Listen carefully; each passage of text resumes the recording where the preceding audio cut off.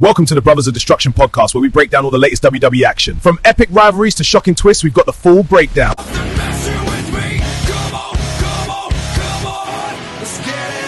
Yes, people, welcome to the Brothers of Destruction podcast with yours truly, Prime Time. I'm a brother Flace, and as you can see, it's quite bright. We're doing it quite early today. How you doing, Flace? You awake? Yeah, just about. How's things with you? Good weekend? All good. What's that? Yeah, all good. Get right into it. It's a big SmackDown, so we had to get in as soon as we could. Not just a big SmackDown, but unfortunately, been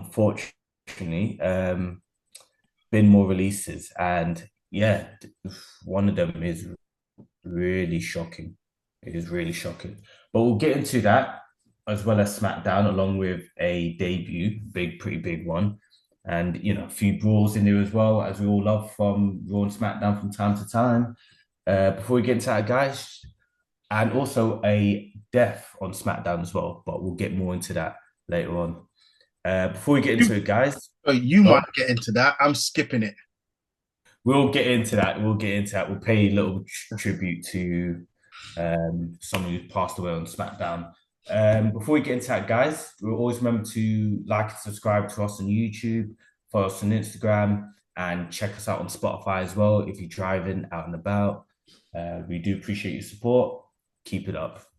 Okay, so before we get into SmackDown, this one hurt a lot. So Tongaloa, JC Mateo have been released, which is quite surprising because they're both part of MFTs.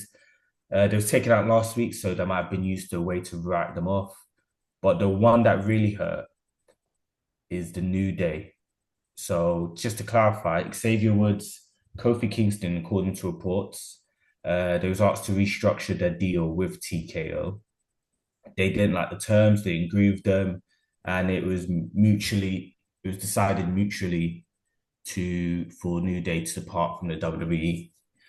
Now, the New Day together, for 10 plus years. Kofi Kingston's been there for 20 years. For them to leave like that as well, it doesn't feel right. It hurts. It hurts, Yeah, out of all the releases, and I feel sorry for anyone that loses their job. Effectively, that's what's happened. They've lost their jobs. But yeah, as a fan, this is the one that hurts. The New Day. I was shocked. Kofi Kingston. He made his debut 2008. He was part for me. He's 2008. He was part of the furniture. I thought him and Austin Creed, Xavier Woods. I thought they'll both be lifers, WWE lifers, in my opinion.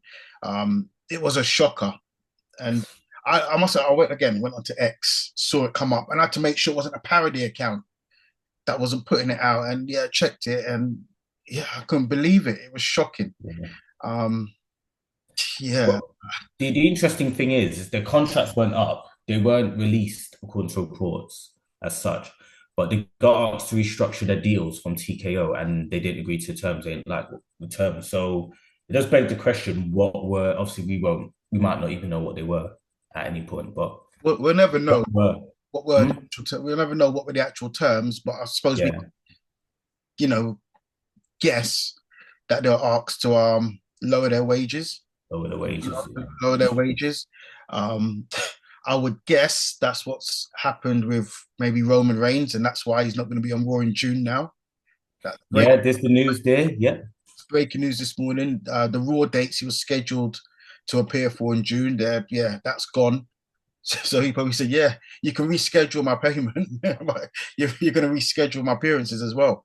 Surely they wouldn't have rescheduled Roman Reigns as well. We don't know. Maybe it's a thing where maybe someone's speculating just so it's not to ruin the result of Backlash. Maybe just to cause a little doubt that if Jake Party beats him, he won't appear. But I don't know. It's a bit gutting because I was looking to go to the London show as well, and he was advertised for it, and now he's not. It's a bit. Maybe there's more money, cash flow problems with TKO. Maybe then we believe. Maybe then we realize. Yeah, obviously they're not always going to state like if they're struggling financially or the bits and bobs to everyone. You know, they'll mention the success they've Yeah. had and the positives, but they won't mention things like that. So And there's always release. We get releases sort of this time every year, but yeah, it's just a shock for me. It's been the New Day being released. That's the shocker. And then obviously, all of a sudden around this time, Roman Reigns' appearances for Raw in June has been cancelled. So I'm sort of guessing, was he asked to maybe restructure his current deal? I don't know. you just don't know what's going on. Not with TKO. It doesn't sound. There's a bit of negatives right now with WWE in regards to TKO. I don't think the product obviously can be better. I don't think the product's an issue, what you're watching on TV, but I think it's You don't. TKO to an extent. You don't The think product. It's not a massive issue. Like not yeah, I no, I agree. obviously I just don't want to check. before Mania when you had Pat McAfee and Jelly Roll getting too involved, then TKO was having influence. But I don't think the product as a whole, even if certain things can be better, they're struggling with certain things, which we'll get onto later. Yeah, like But a that's the gingerbread man. main issue. Yeah, like a gingerbread man. That's what they're struggling with. Well, that's not a big thing. The budget not making big It things. shouldn't have been a thing at all. It is quite. I like how they're playing into it as well, a bit with the Sami Zayn Trick Williams story. It's a bit entertaining, and you know they're not going to drag out, hopefully. But that's the news, guys. So Gingerbread Man was taken out on SmackDown by Sami Zayn, who believe he is going heel now, and the roles are reversed. Trick Williams' face, unofficially, but that's the way it's looking. Unfortunately, though, Trick Williams got news that Gingerbread Man didn't make it. So rest in pieces, Gingerbread Man. You will be missed. Short and sweet stay. No pun intended. But yeah. RIP. Yeah, I thought I'd let you do that bit because I'm not going to give it the airtime it deserves here. To be honest. Yeah. Yeah. We'll get out of the way, yeah. Because on a serious note, seeing sad people, obviously sad, Tongalo and JC Mateo going, maybe didn't get used to full potential, but No, New Day, specifically with Kofi Kingston, we all remember Kofi Mania, that storyline building up to it was brilliant. Their tag team title reigns, they've had the Booty-O's, the Unicorns, even the heel turn when they turned on Big E, maybe could have led to more, but that was still a big moment in their history. Them competing at WrestleMania together, hosting it as well. The amazing matches they've had with, the Usos, Wyatt family in there as well, specifically. There's a few other tag teams I could probably try and name top of my head. The OC, Gallows and Anderson. yeah. A lot of the tag teams over the years, they've had a lot of great matches, great moments. And Kofi, well, to all the guys, specifically Kofi and now Austin Creed, now by the looks of it, you guys will be missed. They will. So that's the New Day go. Look, as a tag team, I've been watching wrestling for over 30 years now. They're definitely in my top 5. They are definitely, yeah. I've seen the Heart Foundation. I've seen you got the Usos currently. You got the Hardy Boys, Edge and Christian, The Dudleys, Legion of Doom. I've seen some great tag teams, and the New Day they're in my top 5. Yeah. Yeah, that's definitely my top 5. The one of the best acts they've had in WWE, I think. Yeah. The fact that obviously they were it was kind of phasing out the PG era, I think, a little bit. But the fact they still had this sort of comedy bits in there and the jokes like that, and they sort of played off of it. And the fact that it worked as well. As a lot of people stated as well, New Day at one point were, I don't know, talks about being released, but the character was flopping. The character they originally had was like a gospel group. It was talk about it being a nation of domination group, type of group anyway. The gospel group was, I think, Vince's idea. It wasn't working the crowd. And he turned it to something else that became, brilliant, that everyone loved. Legendary, definitely. So, they contributed a lot to WWE's history. And I do hope they thrive as well in whatever they decide to do next. And Kofi Kingston, I'm not sure if you're aware or people's aware, he was the first African-born performer in the WWE, I believe.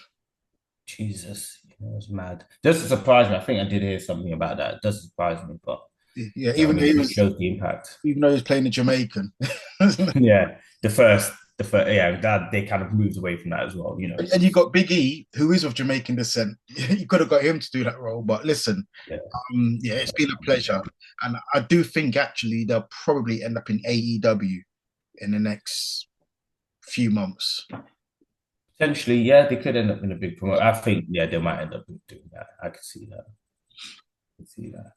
But we do have to move on though. So we'll get on to SmackDown itself. So with the tag, well, that's another two more tag teams gone technically. We're going to a tag team title match that happened. Damian Priest and R-Truth against Fraxium, which was a good match. And Priest and R-Truth retained. They're entertained together, and I'll give them that. Only thing is now is the tag team division dead.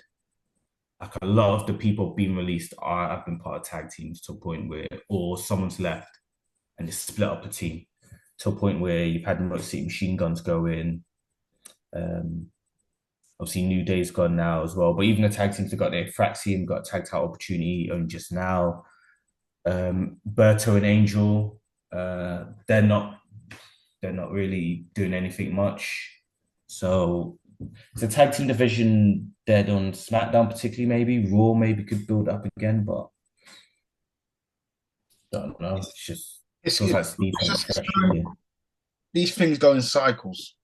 I've Yeah. said been watching over 30 years. These things, there's times where the tag team division is hot as hell. There's other times where it's just going through a little down period. It's at the moment in its down period.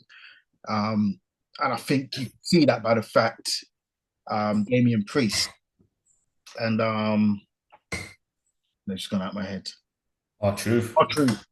Yeah, so I just had a blank moment. And R-Truth are the tag team champions. It is a down period. But Fraxium, I quite like. I think they could, if booked correctly, they could be big players in the division in the years to come. If you book them properly, yeah. If you book them properly. So, yeah, it is going through a down period. And I think they do need to start focusing on building that up and sort of finding the next great tag teams. Like I said, Fraxium, I think, will be big players if booked correctly. But you do need to find 2 or 3, maybe even 4 up-and-coming tag teams that we can look at in maybe 2-3 years' time as holding the fort for the division. Right now, I look at Fraxium and think, who else is out there? If Penta drops the Intercontinental title, you can maybe have Lucha Brothers? Yeah, you can do that option. Ray Phoenix at some point, yeah. And maybe Penta could do with that. Not do that now because he's an Intercontinental champion, but it wouldn't be the worst thing as well. And you could have some great matches as well. You could do that, but I'm not sure if Penta will go from the Intercontinental champion to being back in a tag team. I think he'll go from IC champion to maybe main event level. Potentially, I think it can go. I think that could go both ways. They could maybe have him in a tag team even for a few months, maybe to help to build a tag division again. If they really want to have that focus on it again. I don't think the focus is on it right now. That's my issue. That'd be like a few months, almost like a transitional tag team. But I think they need, like Fraxium, I think they need young tag teams who we can look at and say maybe in a year, a couple of years' time, will be sort of holding the fort for the tag team division, rather than having transitional tag teams or transitional tag teams. You need to be able to see a couple of different tag teams that you look at and think, right, in a couple of years, those two, Fraxium is going to be rivals of this, I can't wait to see a dream match between Fraxium and that team over there at next year's WrestleMania. But there's none of that. It's Fraxium. And then I think you could do with some experience in there as well, which it would have been just the issue with Motor City Machine Guns going as well, because I think they may be doing a bit of guiding backstage as well, mentoring. Yeah. So them going I think there'll be a big miss. Yeah. So we'll see how that goes. I say it goes in cycles, so we'll see how that goes. Going to it now. So we'll go into because I think the other topic we'll save for at the end. We'll go into the Bloodline MFT feud. Do you think, just briefly go into that, because we have covered quite a bit of it with Jacob Fatu. Do you reckon, it seems like MFT is getting involved now, or what's left of them. Solo Sikoa, Talatonga, maybe Tamatonga. I don't know where he was this week. Do you reckon this goes any further with the Usos, Jacob Fatu there, Solo, and then Reigns there? Do you reckon that leads to anywhere, or do you reckon it's just Solo and Tala are just sort of a pawn, sort of in the feud, being used in the feud with Jacob and Reigns to put over Jacob? Carrying on from the tag team theme, I'm wondering if we'll see, obviously, the Usos up against Tala and Solo for the tag team titles. I don't think if Reigns to win the tag belts from Priest and Truth. Yeah, maybe. Yeah, I don't think, we'll see Solo and Tala get too involved with the Jacob Reigns thing. Yeah. I think that's just sort of, they're part of it at the moment, but I think the route they're looking to go down, or I guess they're looking to go down, is for Solo and Tala to rival the Usos. Potentially, yeah. That's the route I think they're looking to go down, to be honest. And I suppose it makes sense, unless you split up Solo and Tala. Personally, I wouldn't at the moment. I think for the next few months at least, I'd keep those two together and see how they sort of do as a tag team rather than as the faction they're a part of. I think that would be quite interesting. I know a lot of people are sort of fatigued with the bloodline. For me personally, I quite like the bloodline storyline. Certain things I don't like their main event in SmackDown on Friday. I thought that was wrong. I think the main event should have been, or the last scene should have been Gunther holding up the belt for me. But generally, I quite like the bloodline storylines in the WWE, and they bring in numbers. The bloodline storyline, I was looking on YouTube earlier. You get the highlights. The highlight with the most views was Jacob on SmackDown was Jacob tearing up everyone at the end of SmackDown. And the one with the second most views was the promo between the Usos and Solo and Tala. So that wasn't like anything major with the sense. It wasn't. But in terms of views, and this is what we're talking about, numbers, in terms of views, it had the second most views from SmackDown in terms of the highlights. It had even more views than Gunther attacking Cody, which sort of surprised me, to be honest. That's mad, the kind of mad thing that, yeah. It is. So the bloodline, so it does bring in money, it does bring in numbers. So Solo and Tala against the Usos, I wouldn't mind that feud. And it takes the Usos away from the Reigns Jacob thing, and because I want to see Reigns against Jacob. I want to see them feud. I don't want to see Jacob versus Reigns and the Usos.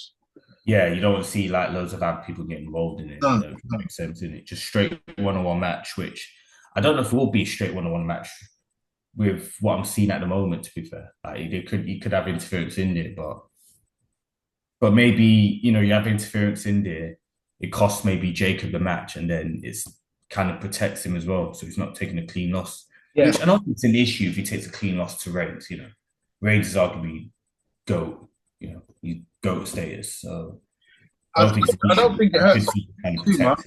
I don't think it hurts him too much, but I think Jacob right now is looking like a monster. And I'm glad they had him do what he did on Friday when he tore up everyone. Because they had to have him do that. He's looking legit threat. And Reigns is going to beat him. I've got no doubt about that. Yeah. I would be more comfortable if it's through interference from the Usos. I'm not saying Reigns wants the Usos or he's calling the Usos out, but if the Usos get involved and crush Jacob, who looks like he's going to win, I think he still looks extremely strong. He still looks like a threat, not just to Reigns, but to any champion, whether that be Reigns, Cody, Gunther, whoever. And then I think he stays at that main event level.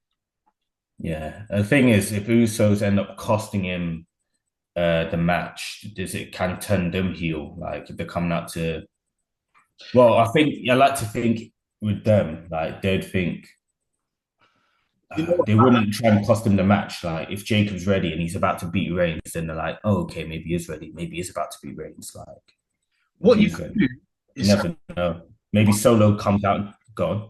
So no, I'll say what you could do to protect them from a heel turn, so to speak, is have them cost Jacob But then Ray turns around and says, I didn't want any help. I wanted to do it by myself. And they're like, oh no, I thought you needed help, Uso, and I thought we were together and blah, blah, blah. And then I think that definitely protects Reigns from the heel turn. And I think it will sort of protect the Usos as well from a heel turn. It'll be like, well, the Usos be like, well, we're just trying to help you, we're our family. Whereas Reigns like, I don't want your help, I don't need your help. So no, of course, I don't want it causing too many issues like that again, which is similar to the Bloodline storyline from before. But I get what you're saying. Yeah, no, it doesn't need to turn into a feud between them. It could just turn into a segment. It's just a segment. Whereas Reigns says, you need to see it. You need to stay out my business. If I need you, I'll call you. But I didn't want any help. I could beat Jacob by myself. Yeah, no, that's reasonable. It could potentially happen. I was gonna say if Solo and Talon get involved. Because I can see them. I get the vibe as well. It's they're getting, like just getting involved. Like it's none of their business, but they're just getting themselves involved in it anyway. So I can see them doing that again with the match itself at Backlash, and then just getting involved, and then maybe that's where the Usos come out, and then you're having all these elements, all these people get involved, then it cost them the match. Yeah, I wouldn't disagree with that. Yeah, could happen. You never know. They could go in different directions. Yeah, I definitely think there could be interference, or there will be. Yeah, there definitely will be interference. It's not going to be a one-on-one clean match. No chance. No, I can't see that. Well, Jacob Fatu hopefully pushes into that main event scene from that match. Talk about new stars in the main event scene, or talk about new stars on the show itself. Because there's a couple that impressed. I say a couple, 2 or 3. So JC Jane and I was going to call him Powerhouse Hobbs. JC Jane and Royce Keys with wins on SmackDown. Impressive wins as well, especially JC Jane beating Charlotte. And then Royce Keys. Nearly called him again. Need to get used to that name. Need to get used to that name. But he picks up a dominant win as well. And it's interesting to see where these two go from here. But I think this is kind of what SmackDown needed. Is like fresh stars on there just to, change things up a little bit. 100%. It needed a shake-up. And listen, JC Jane, she looked good on Friday. She was against, for me, the best women's wrestler of all time in Charlotte. And she looked good. She held her own. Oh yeah, not even counting the win in there. Just performance. I'm talking about her performance. She looked good in there. JC Jane, Royce Keys again, dominant. He looks a monster, and also like the segment behind the scenes at the back Jacob. Him and Jacob. There's that history there, and they played on it, and I like that because they do go back a long way. So maybe he has a part to play. Well, Powerhouse Hobbs, because he was Jacob came back out and beat up Solo and Talatonga.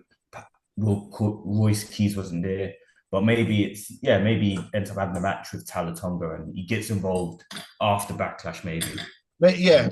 Maybe. And I was quite glad he didn't come out with Jacob because I wanted Jacob to do it. Tear them up by himself, which he needed to. But I like the fact that they sort of acknowledged those two history. Yeah. And he looked. They acknowledged his and Solo's history as well. Apparently, them two know each other. They've known each other a good while as well. Yeah, I think him and Jacob are deeper. Their relationship's deeper, but he does go back. Yeah, and I think that's a good thing as well. You acknowledge if they have history with someone who's already in WWE. It's like when you watch a sitcom, like let's say like we used to watch EastEnders in the day. I know you still watch it now, don't you? In trips and jabs, depending on the storyline, yeah. Yeah, it's like when I watched it before. They'd introduce a new character there. Yeah.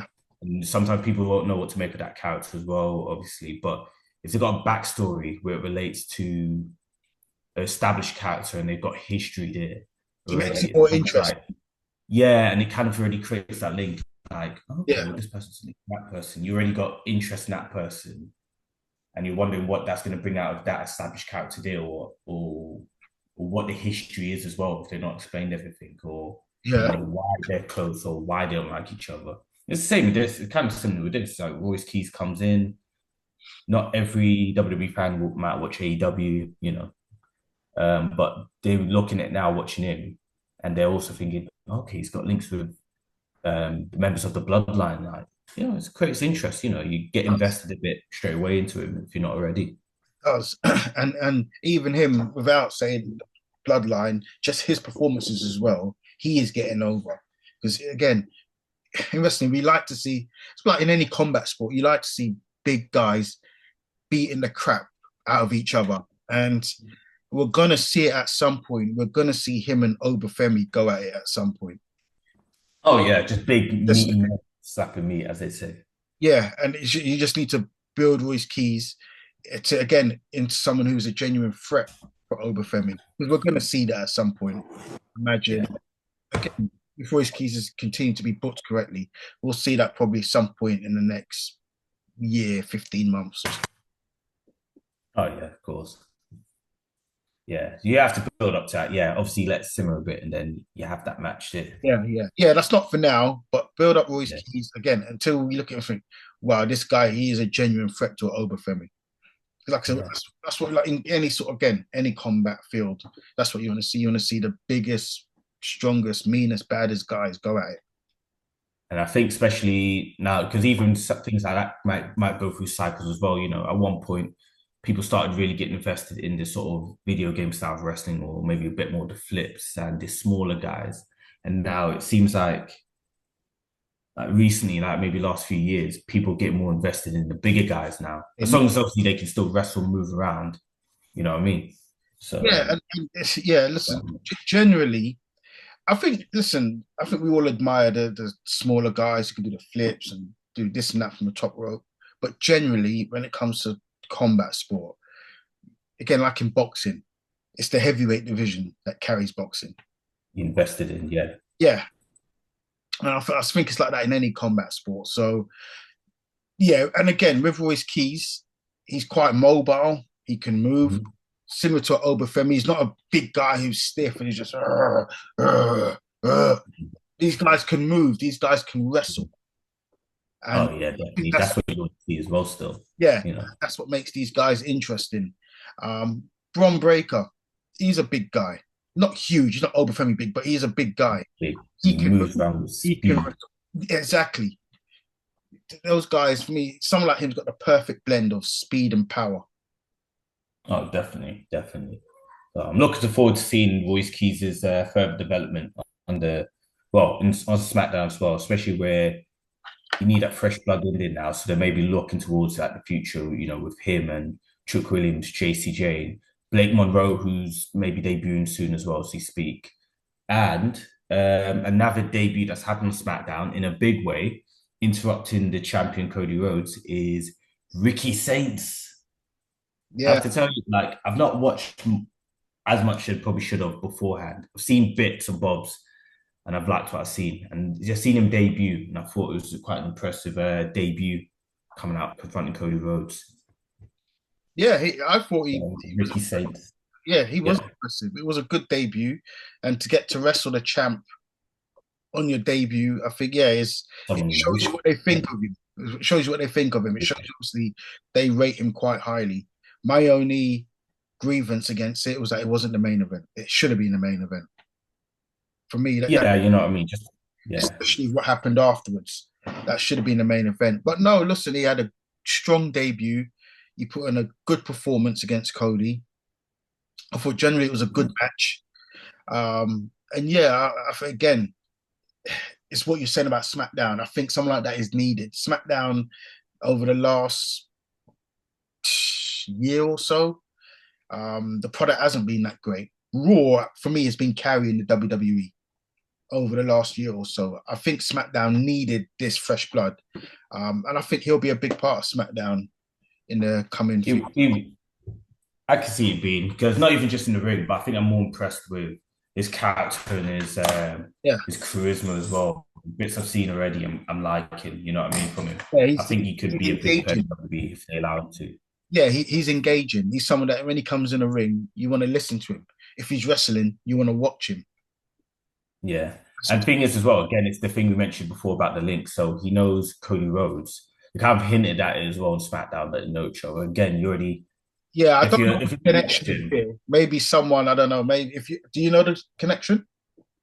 They just know each other from AEW, and outside of if you hear the stuff backstage or the news, like they know each other. I think like quite well from AEW.